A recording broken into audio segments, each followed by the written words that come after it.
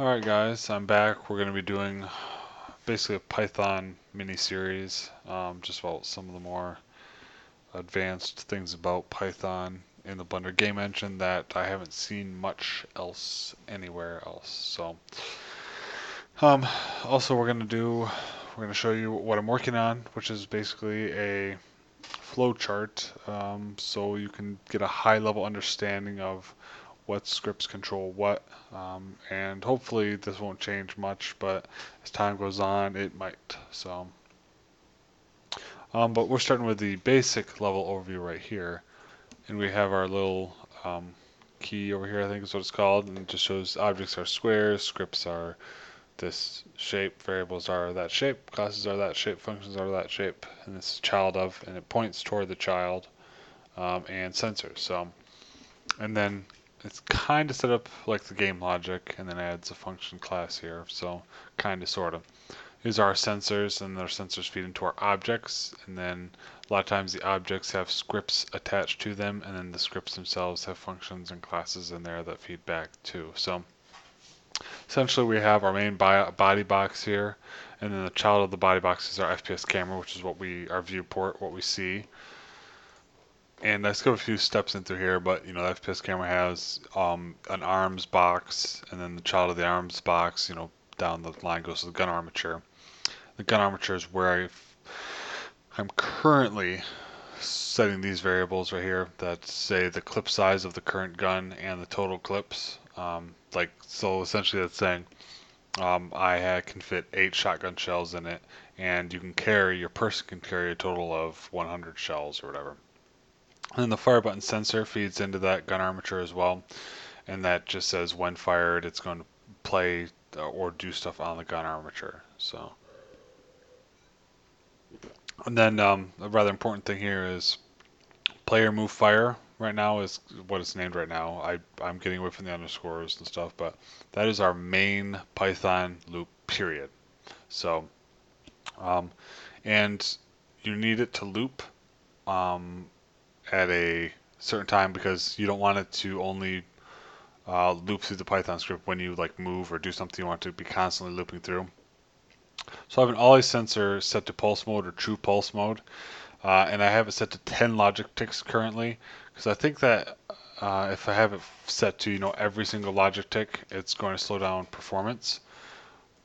Whereas if I just have it at 10 logic ticks, that should kind of decrease the performance aspect of it, or increase the performance, I should say, without decreasing the responsiveness. It still seems very responsive when I need stuff at 10 logic ticks. You can go ahead and fool around with it, see what you think works better.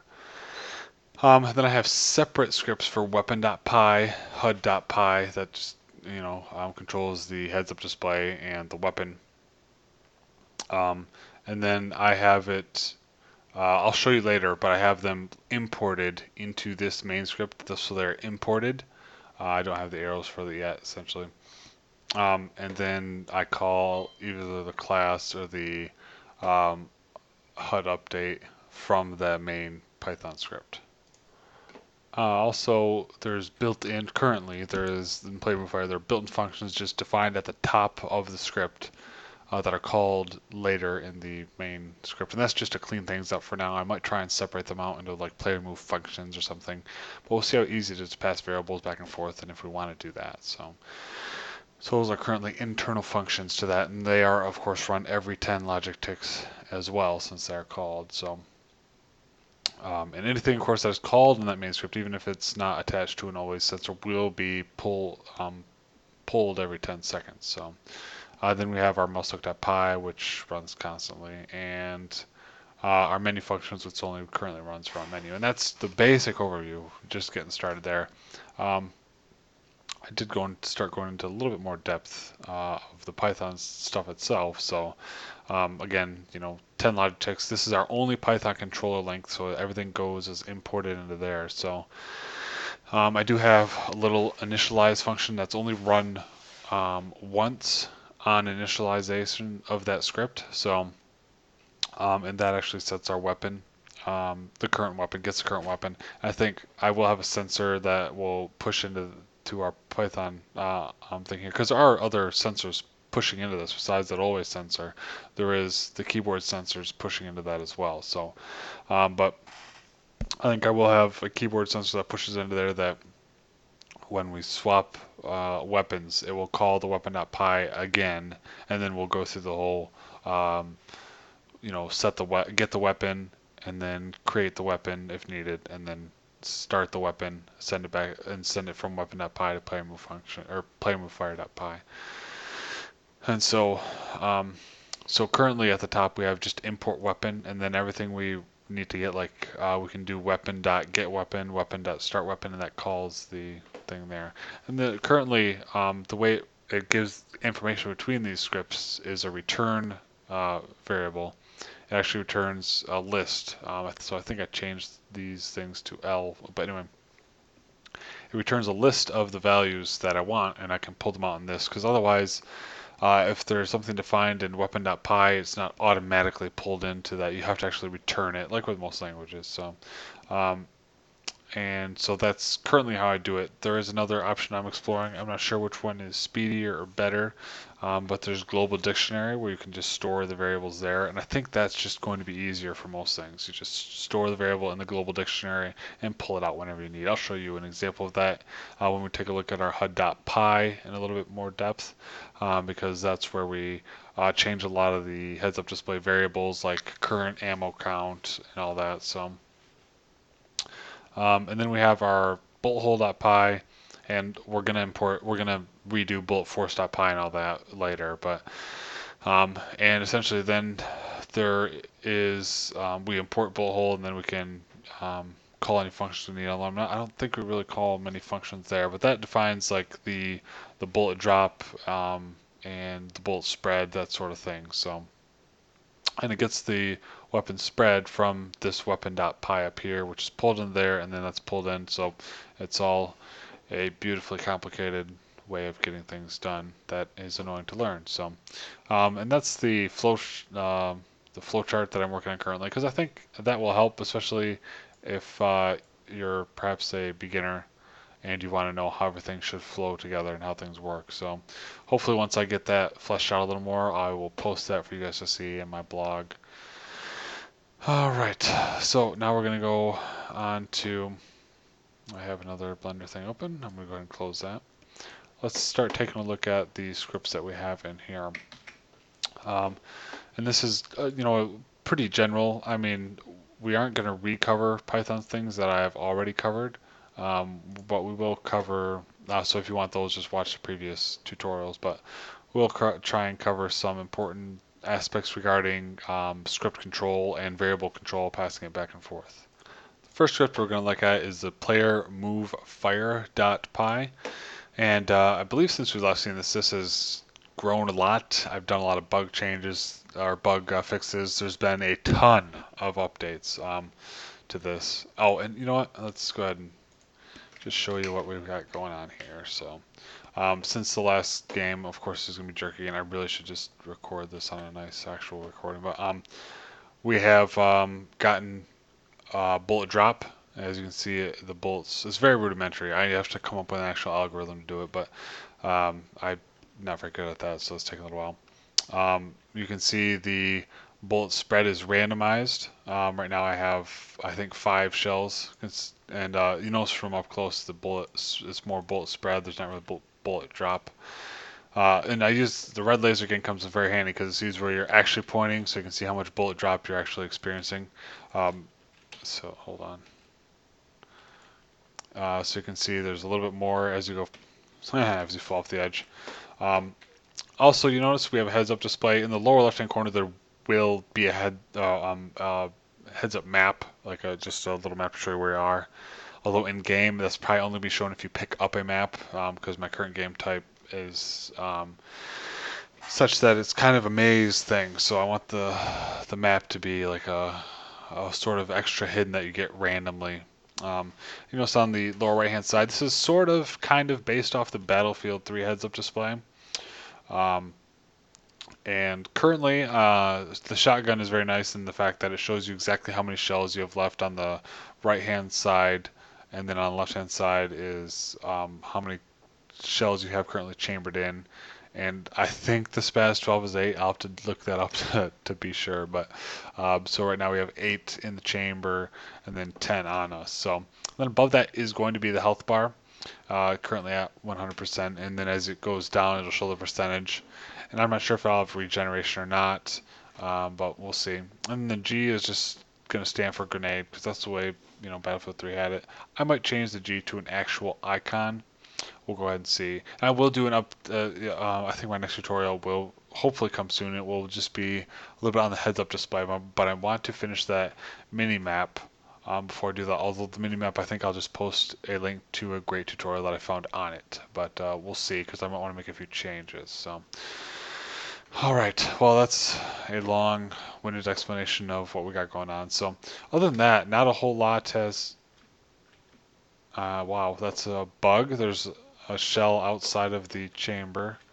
I think that's probably with my reload animation. I probably screwed something up. But so I did a rudimentary um, reload animation. So another thing, when you go down to 0 shells in the chamber, no firing, no nothing. You can click the button all you want. Nothing's gonna happen. Hit the reload. Again, just a very, very rudimentary reload animation.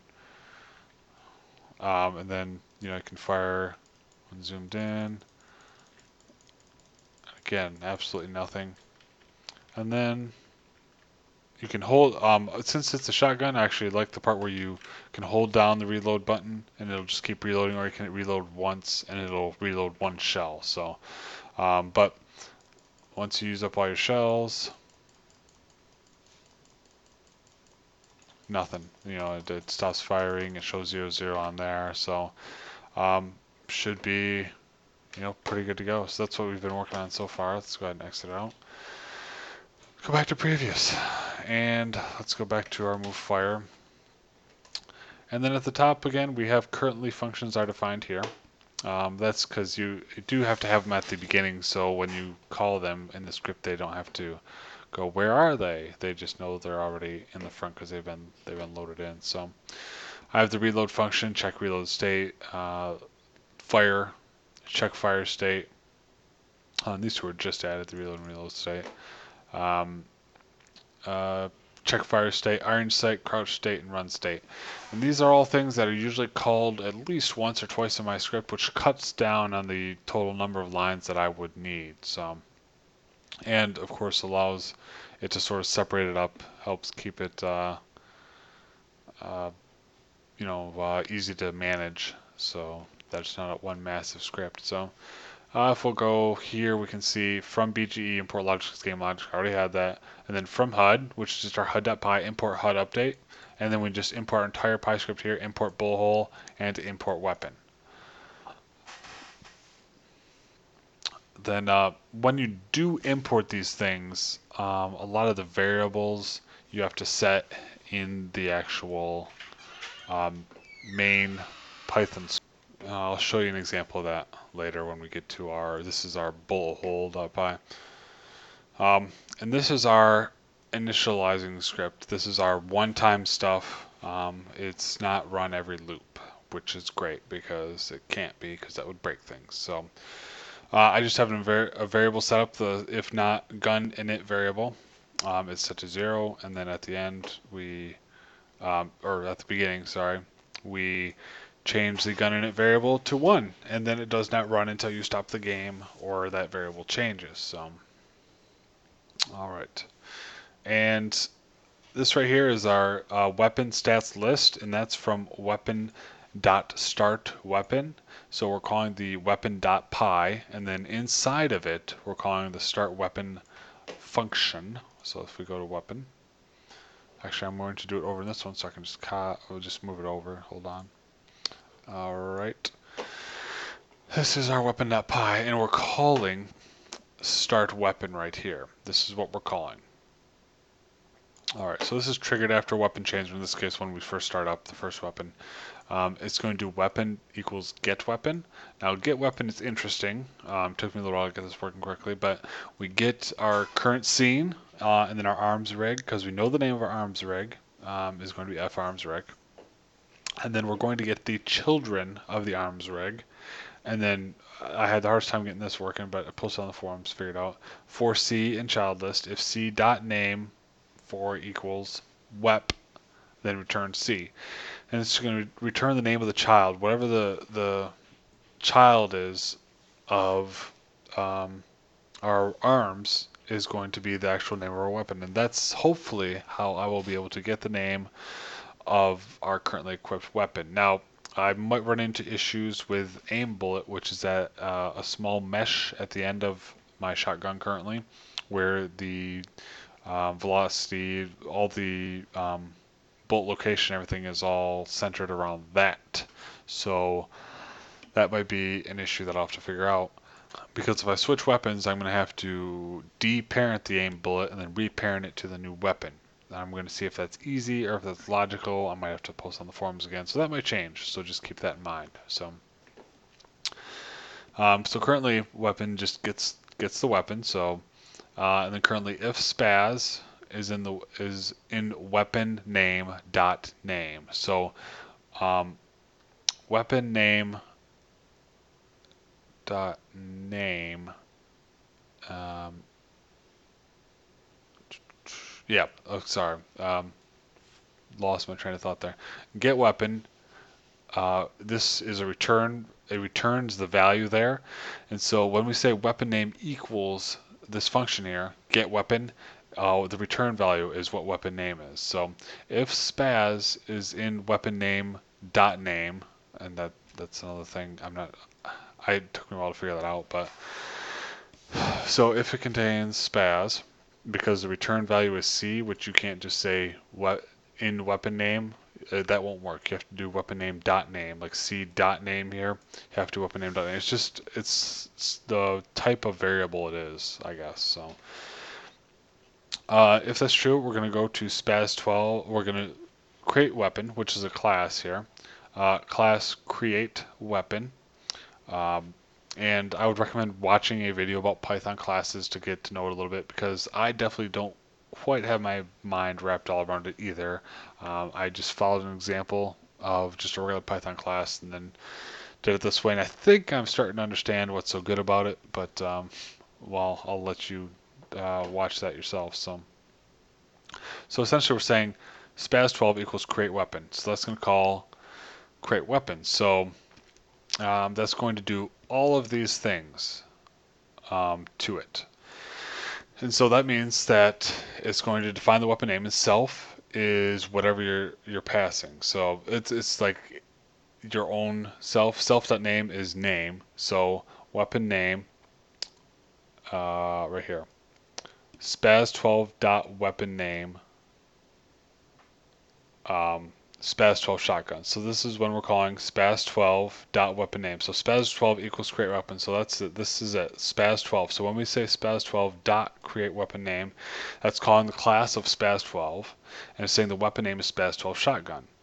And so when we go to weapon name, self is spaz12, and then the name is what we're passing it right here. So when we go to this class, it doesn't need it just takes self, which is going to be spaz12, so it knows that it's spaz12, then takes the name and then names it, so it returns the name. So that's C weapon name. Then we go through every single, weapon size, pellets, pellet spread, all that sort of thing. So right now I have if self.type equals shotgun, clip size equals 8. We can change all that. We can pull variables from the global library, all that sort of thing. So, and then I currently do weapon status. I just put that in for later because I think I might need that. So I might need to pull some variables. Maybe the status is can't use that right now. I don't know. Just to check at the end of things. Another thing I did was another thing I could do with weapon status is say does it have like mods attached to it, and I added weapon mods there like just mods like speed improvements or clip size improvements. If you picked up something that says your clip size is now 12. All right. Then I create a list. I create a list with all of those things in it, and then I return that list. Ugh. All right. So let's go back. So when I returned that list, I returned it to, there we go, CL weapon stats L equals weapon.start weapon. Because when I called start weapon on the other one, it returned that C weapons list. So I take the weapon name, and I'm pulling all this out of the list, and then I'm putting in variables here, which I think I'm going to change to use a global dictionary if that makes sense. So, and then the SPAS 12 start ammo, I'm giving you how many rounds you have and how many total clips. Although in this case, clips is shells. So currently, I also have to set this on the game text in the HUD, but I've got to see the easiest way to make it so that this is the one place I have to set it. So, and then I use GameLogic.GlobalDictionary, GlobalDict, which is, for one thing, a quick explanation of Global Dictionary is just where you can store variables outside of your little objects, and I'm pretty sure you can, yeah, in fact, I'm positive that you can save them, um, use it for like saving and restoring your game, like so save and load for your game. So, and then I run HUD update and it initializes the HUD. So let's go ahead and take a look at the HUD.py here. All right, this took a while too. So I'm importing the weapon right now, but I might not need that. So this is our HUD update. And right now, remember in our first one, we just did import from HUD, import HUD update. So this is pretty much the only, well, it's only one function right now, but if we have more function, it would only import that function. So we're going to get the current controller and the current scene. And then we're going to get the owner because we'll need that. And then we're going to try a variable HUD scene because we need to find out what the heads up display is on a different scene. So we need that scene to change the text that's in the HUD variables and all that. So we'll need to get that. But so we're going to try and see if that variable exists. If it doesn't, which it won't when we do our first run, it's going to go to exception name error, which means it's not named. So it's going to pop into this one. And if our own init HUD is equal to 1, and that means we've already been through it once. If we haven't been through it once, the very first time we run through is going to print initializing HUD, and then it's going to add the variable to 1. So essentially, when we first run that script, that's where this init comes in. And currently, the init part is not really used. In fact, it isn't at all. I'm hoping to, maybe I will use that later. But essentially, when we call HUD update, it goes through and init HUD is 0, so it pops over to here, and then changes it to 1. And then the next time it's called, which was later in that same script that we were at, it will go to this one here, which means it will take the HUD scene. It will find the HUD scene, I should say. Which we're just saying scene for scenes and logic.get scene list. So we're getting the scene list if the scene name is FPS underscore HUD. So, and then we're getting the name of the objects in there. Like, let's go back to here. Let's go to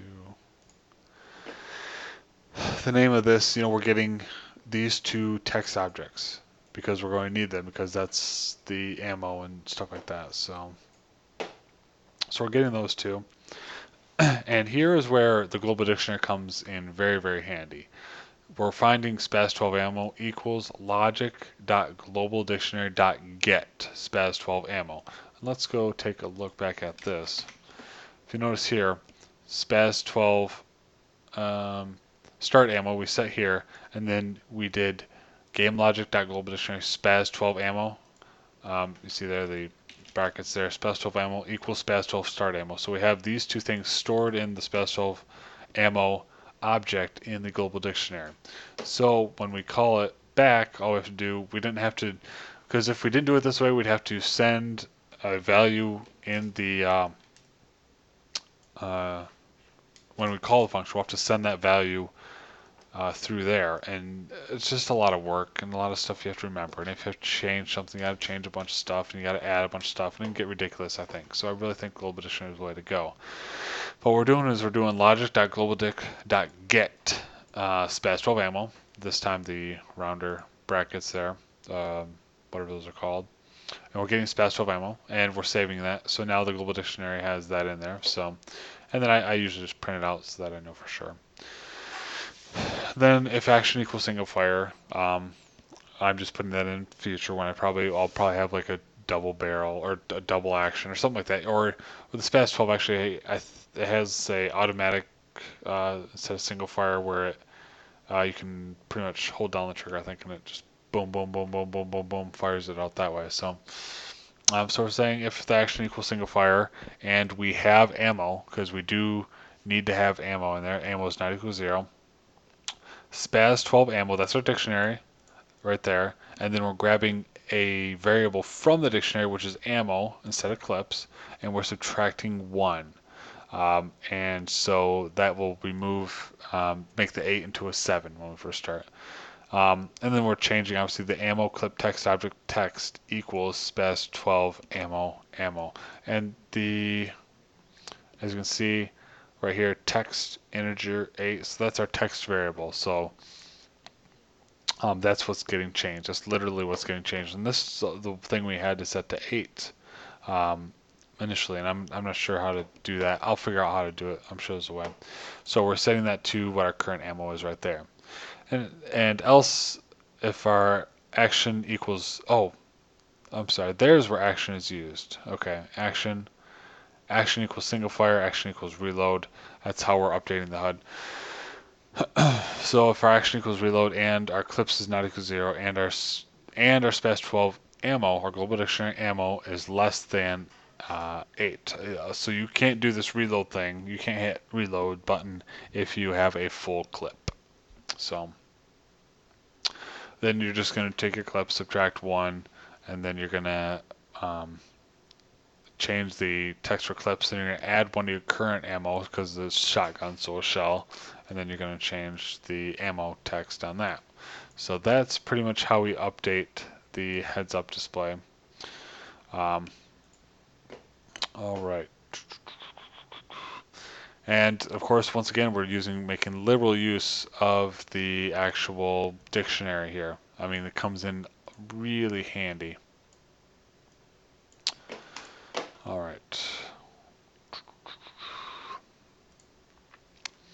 And then there's really not a whole ton different here. I'll probably do a little tiny separate thing here to do bullet range, bullet spread, that sort of thing. So we'll hit that one later. So essentially, that's pretty much a basic overview of all of the Python stuff you'll need for passing variables, the options for passing variables back and forth, and how to integrate multiple Python scripts into a whole little mesh that works together. So.